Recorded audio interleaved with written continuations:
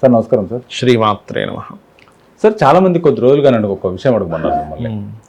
ఇంట్లో అద్దం ఉంటుంది, అద్దము అసలు ఏ దిక్కున పెట్టాలి, ఏ దిక్కున పెట్టకూడదు. ఎందుకంటే ఇంట్లో పెద్దవాళ్ళు ఈ మూల పెట్టకూడదు, ఈ సెల్ఫ్లో పెట్టకూడదు, ఇక్కడ పెట్టకూడదు, అక్కడ పెట్టకూడదు అని రకరకాలుగా చెప్తున్నారు.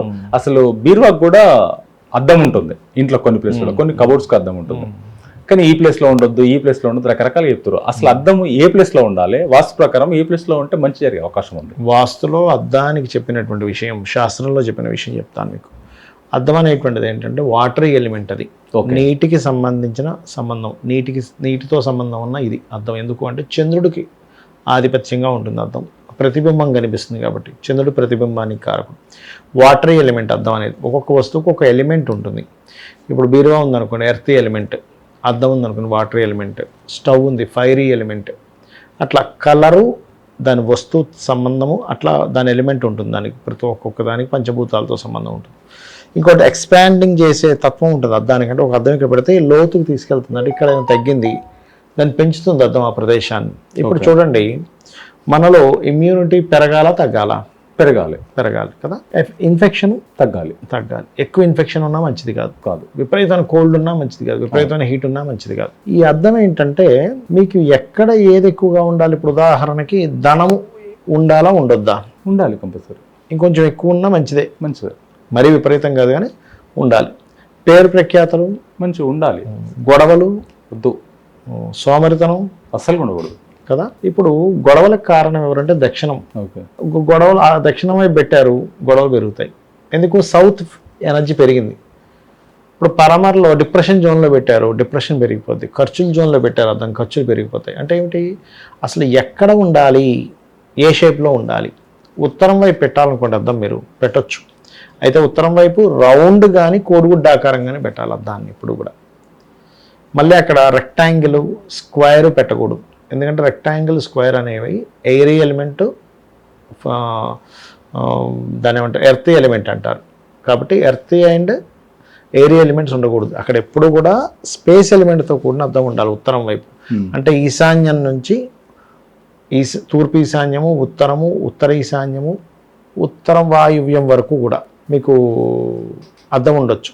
కానీ వాయువ్యం దాటుకుని ఇలా వెస్ట్ వెళ్ళేటప్పుడు పడమర వాయువ్యంలో అక్కడ అద్దాలు ఉండకూడదు.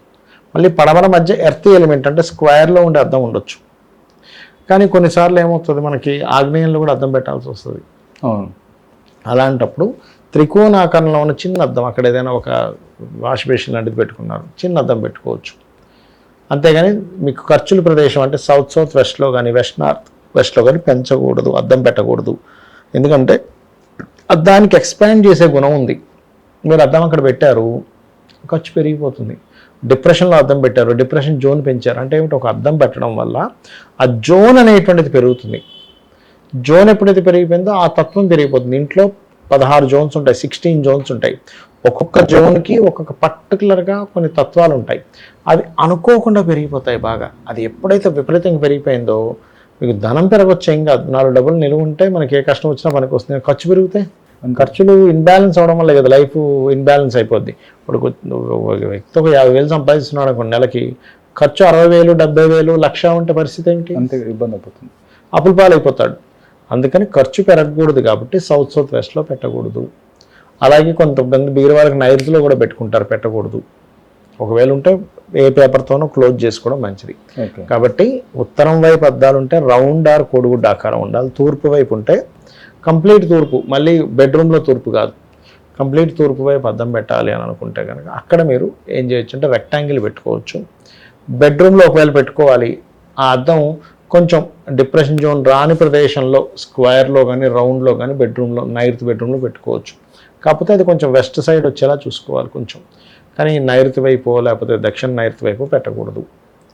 ఈ జాగ్రత్తలు తీసుకోవాలి అద్దం విషయంలో. ఎందుకంటే అద్దము ఎంత ప్రభావం అంటే అది ఆ జోన్ని పెంచేస్తుంది కాబట్టి ఇన్బ్యాలెన్స్ అయిపోద్ది సరైన ప్లేస్లో కనుక పెట్టకపోతే. జీవితం నాశనం అయ్యే అవకాశం, అయ్యో చాలా దోషం ఏర్పడుతుంది.